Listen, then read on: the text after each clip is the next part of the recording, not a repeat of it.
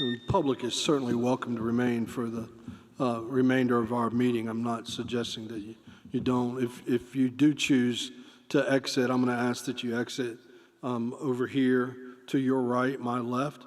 That will actually take you right into the parking lot. You don't have to go back through the hallway and those things. Again, that's not an encouragement to leave. I'm simply, literally giving you an out. So, that brings us to item number 11 on the agenda. Action is necessary or appropriate on matters discussed in executive session. I'll hear a motion concerning item number 11. Ms. Gardner. I move that we approve from executive session selected items Exhibit A. Thank you. That would be item B, selected items Exhibit A. That is a little bit That's confusing. what I meant. I'm sorry. That's exactly what you said. The other way around. Is there a second? Second. I see Ms. Hammond has seconded that. As many as favor giving approval to selected employment items Exhibit A as presented in executive session, raise their hand, and I'll indicate online. I see all. That's unanimous. Thank you. That brings us to item number 12, first reading of the fiscal year 2020-2021 general fund budget. That's found in Exhibit C, and I'll entertain a motion for first reading of the general fund budget. Do I have a motion for the first reading of the general fund budget? Ms. Gardner. I motion to approve the first reading of the general fund budget. Thank you. That's Exhibit C. And Dr. Melton, you can take, Ms. Hammond seconds. As many as favor that motion will raise their hand. And I just lost Ms. Hammond, but she seconded the motion. I'm going to consider that. Mr. Lovelace, to just thank you. That gets everybody. That's unanimous. Yeah, I see her now. Thank you. Dr. Melton, I'll allow you to introduce that, but I suspect Mr. Richardson will probably have something to say about this item. Yes, sir. Thank you. Mr. Richardson, we do this presentation this evening. Again, this is based upon what we know as of now. And I commend Mr. Richardson and Mr. Shealy, who's in attendance tonight, for their continued work with changing variables and uncertainty. So, Mr. Richardson. Thank you, Dr. Melton, members of the board. We're finally getting to what everybody's here for tonight. Nope, that was a joke. I'll be here all week. Sorry, it's getting late. We missed it because you didn't have the mic close enough, but you don't have to repeat it. I'll let you start there. Thank you. If you'll just bring that a little closer so the folks online can hear you. Okay, I won't tell any more bad jokes. I do want to remind you before I get started with my very brief presentation, you've heard a lot of things tonight. A lot of information has been thrown at you. However, tonight you will not hear a whole lot of different information thrown at you from what I did last month. That is not necessarily a good thing, but it is what it is. I will also remind you there is a booklet with the details of everything I'm going to go over here. I do want to remind you in that booklet that we do have an increase for our student lunches and breakfast. We're looking at an increase of 15 cents for student lunches and 10 cents for student breakfast. We also have all of our fees, salary schedules, and all the detail of everything that we're going to go through here tonight. Most of this information, well, all of this information, quite frankly, you have seen, and as far as what the state has been talking about and what the state has requested has really been sort of thrown out of the window. So I won't even bother going through that once again, but I do want to mention prior to COVID-19, obviously, things were clicking along pretty good as far as the state economy goes. We were looking at some increased costs for our retirement. We're also looking at some cost of living increases for our teachers and some health insurance premium increases, those type of things. Then COVID comes along. Next slide, please. I do want to remind you, I will go through this. This is probably the most important part of what we've got currently in our budget. You know, of course, obviously we're waiting on the state budget to finalize everything, but right now we're basing this budget on the following assumptions: that there will be no increase in state funding, all step increases will be retroactive back to the beginning of the year after the state budget is adopted, and we do not expect to have any mandated cost of living increases. We did have a spending freeze that we implemented at the end of last year to help offset any potential reductions or budget reductions that we may be experiencing this year. The retirement employer contribution rate increase of 1% has been delayed for a year. We do expect our health insurance premiums on the employer to go up 6.73% effective January 2021. We do expect to have all of our step increases for all of our eligible employees. We are budgeting for all of our step increases for all of our eligible employees in this budget. We've added 2 additional staff members, administrative staff members for elementary 13. And then, of course, we are also considering anything, any kind of requirements that may meet our, or any type of staffing needs that may meet our board policy requirements to maintain our student-teacher ratios.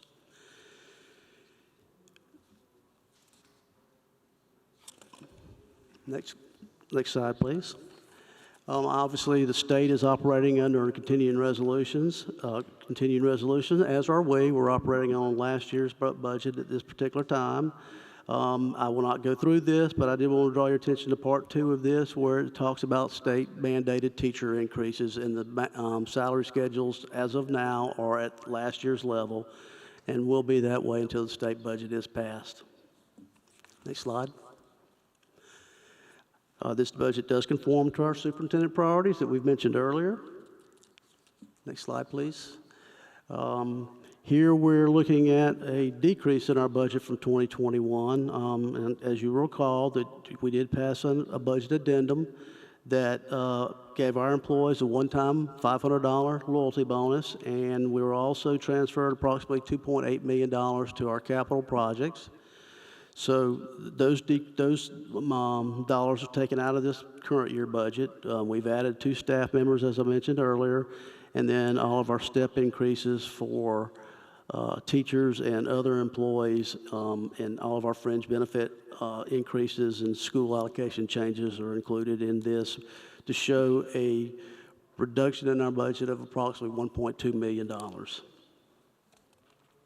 I did mention last time, and I want to reiterate again, that we are budgeting 100% of our supplies and purchase services. However, we will be sequestering 10% of all non-salary items across the board until we know what the total financial impact of the current state of our economy is and how it will affect the school district.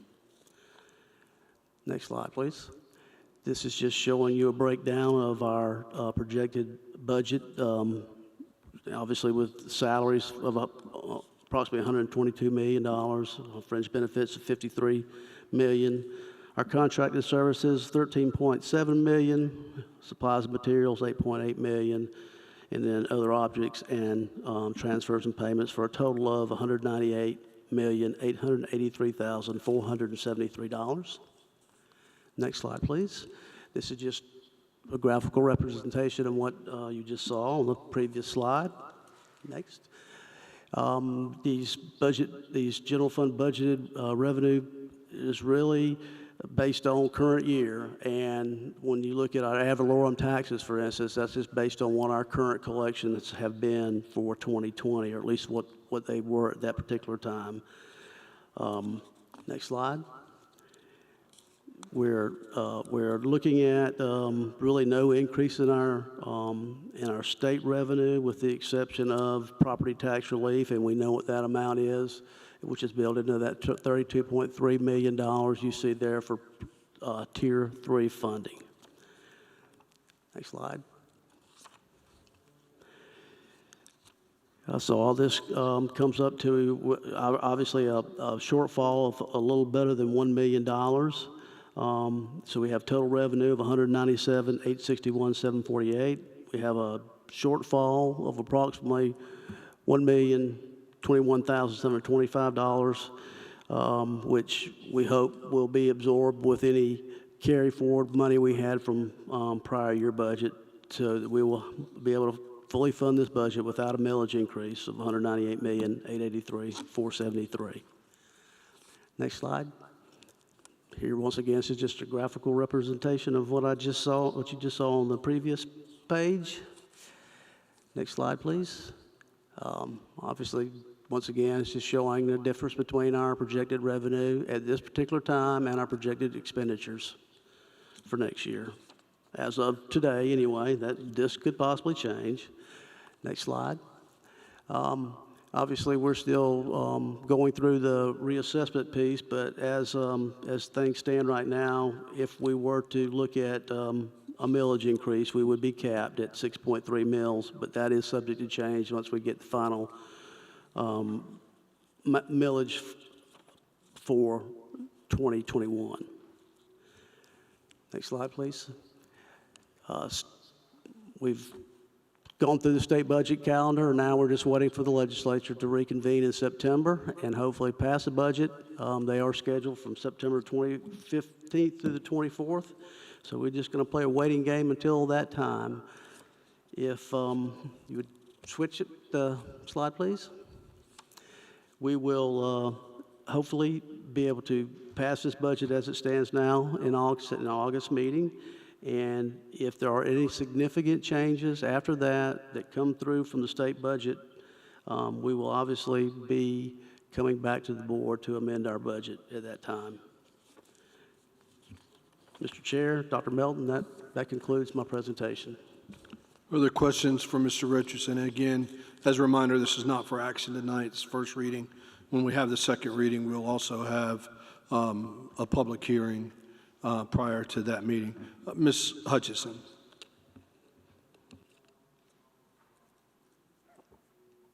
Thank you. Mr. Richardson, thank you for the presentation. I keep hearing about and can only imagine how extra it is going to cost school districts in our school district to prepare for the school year, to take care of all the safety procedures we have in place, transportation, and everything else, cleaning. How does this fit into our budget? Well, that's a very good question, and obviously we're having to make do with what we have. Excuse me. Obviously, most of these expenses that you're just asked about are really unplanned. At this particular time, we're trying not to impact our general fund as much as possible, but we are trying to utilize some of the capital funds that we have available to us to be able to purchase some of the PPEs and those type things for our schools, our students, teachers, everything. We're tracking all of these costs, and it is right costly. I don't have a bottom line figure of what it is yet. Don't know exactly what to tell you as far as some of the things. There are some items, I guess, that we don't even know yet that we're going to need to purchase, and being able to get a hold of some of those items are going to be an issue as well. We are trying to protect our general fund as much as possible at this particular time, but obviously it does have an impact on it. Everything that we do has an impact on it, and we're being mindful at it. And at this particular time, we're really flying blind, not knowing quite a few things that we hope to know within the next couple of months, but right now we don't. So I feel like we're flying. That's what keeps me awake at night, thinking about that. Much about, to be quite honest with you, yet, because I think we're still trying to get a handle on all this other before we can even talk about any type of additional staff at this point in time. So one of the things we talked a little bit before we came over here, if there's a need, because you don't know exactly what the world's going to look like when the school's open, assuming we're going to open, and whether it's partial students in, partial virtual, or some combination. So in theory, you might have a need for more people. And then that would have to be, do you do fund balance? Do you have to do a millage? You're proposing no millage increase right now, correct? That's correct. So we do have a millage increase, and how much money would that raise if we did have to have more people?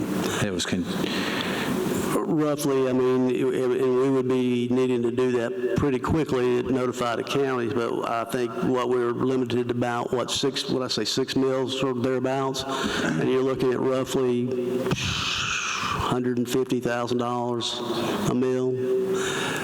So that's $900,000. It's, say $1 million or so we could raise. So we don't have a lot of room to add anything, really. If we needed more people. I mean, some people, the reason I'm asking this question is, and I've been on this board long enough, I know the answer, I think, but the reality is we can't go social distance and double the number of teachers because there's no way we can fit them in our budget. But if you needed a few, you might be able to squeeze a few in here. That would be my hope. But honestly, I don't know that answer right now just because of all the unknowns.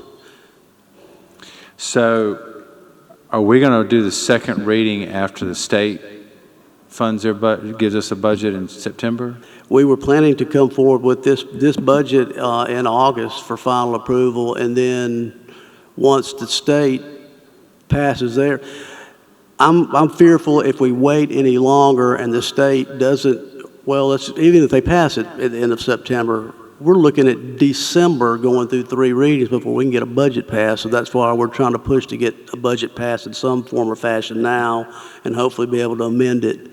So you may have to amend it if we don't get what we want from the state. Yes, sir. Yes, sir. So is there any of the federal money left? Any of what do they call the CARES Act money? The CARES Act, yeah. Is there any of that left? Well, that's been, well, yes and no. Now, how much of that's coming to school districts, if any? We do know that we're going to get some for the programs, the LEAP program, those type of things that they talked about earlier. But there's also a pot that I think the governor, if I'm not mistaken, has the ability to divvy up. And so I have not heard, Dr. Melton, you may have heard a little bit more than I have as far as that goes. The Senate subcommittee that had the conversation last week are looking towards what those recommendations may be. Of course, Accelerate SC, Accelerate Ed, all those components are at play as well. Mr. White, if I may go back, the slide that you referenced, the last bullet regarding additional staff, our policy IIB and the information that Mr. Richardson has captured here, what I think I hear you're asking may not be policy applicable, but it may be applicable to our conversations that I've had with many of you in smaller scales.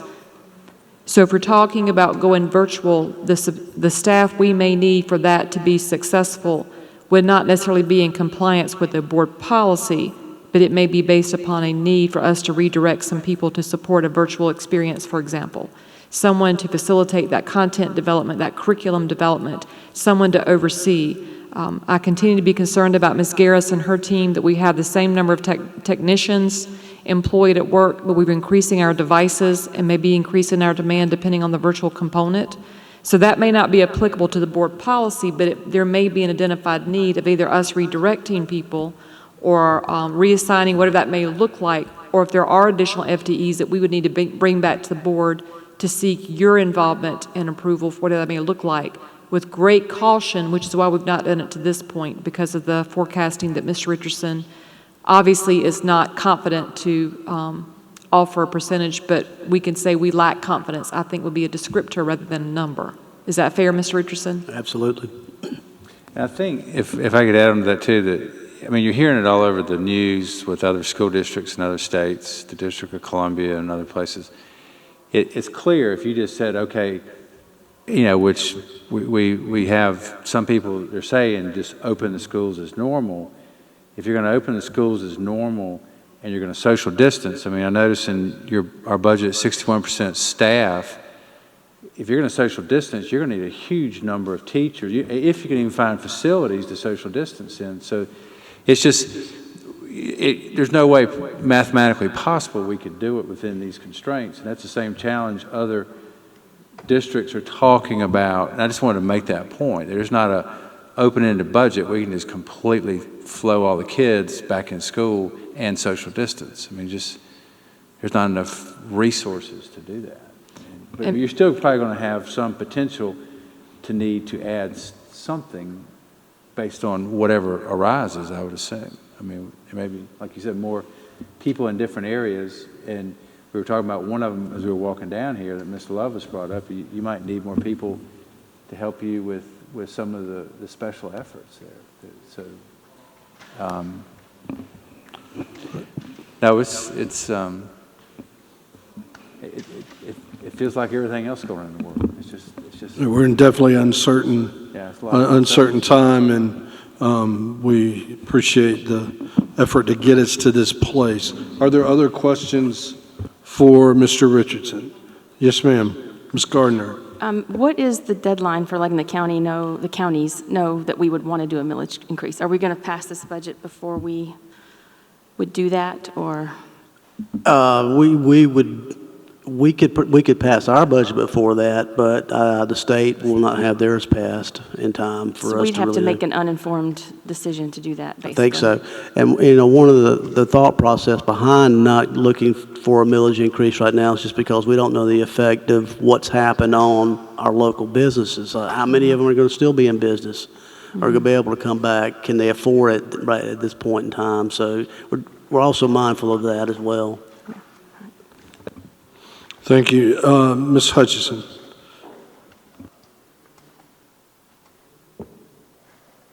Thank you. I'm glad to hear that, Mr. Richardson. I agree. There are a lot of people who are experiencing financial difficulty due to the virus. My comment is I was listening to what Dr. Melton was talking about with regards to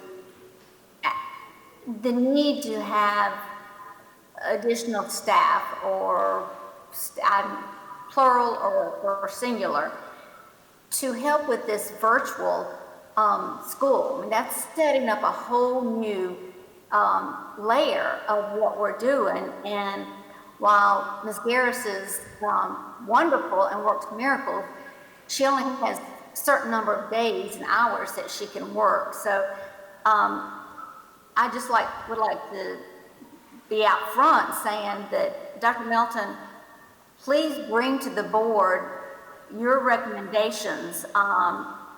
Your staff is already overtaxed anyway. They've got a big job, and we kind of run a lean ship. But this is very important that we get this right, virtual learning, and we want to make sure that our staff, our faculty and staff, aren't totally stressed out, and that we have the people in place who can handle this extra layer of education that we're just almost developing out of thin air. So that was just my statement there, and support. Thank you. Are there other questions? Anybody online? I don't want to miss you. Are there other questions? Other questions in the room? All right, thank you, Mr. Richardson. We anticipate second reading at our next meeting. Before we go on to item number 13, I want to pause just a moment and especially thank our communication staff and technology staff that have stayed with us tonight. And I also want to thank all of our staff that is here tonight. Many of you, I look around, are staying because you want to. I don't think you were tied to the chair, but I imagine it's the opposite. Dr. Melton has probably been telling you to leave, but I appreciate your commitment, and those that have slipped out, I certainly understand. Dr. Melton, please express to your staff our sincere commitment and appreciation for their dedication and their sticking with us tonight. That brings us to item number 13. I entertain a motion to adjourn. Mr. Cates. Yes, ma'am. Excuse me. It's getting late and I can't remember, but did we vote on the first reading of the general budget? If you say we didn't, I'll take it that we didn't. So I thought we did, but we've had the reading. But I'll, just to be on the safe side, thank you for catching that. It was unanimous. I'm being told, yes, we did vote.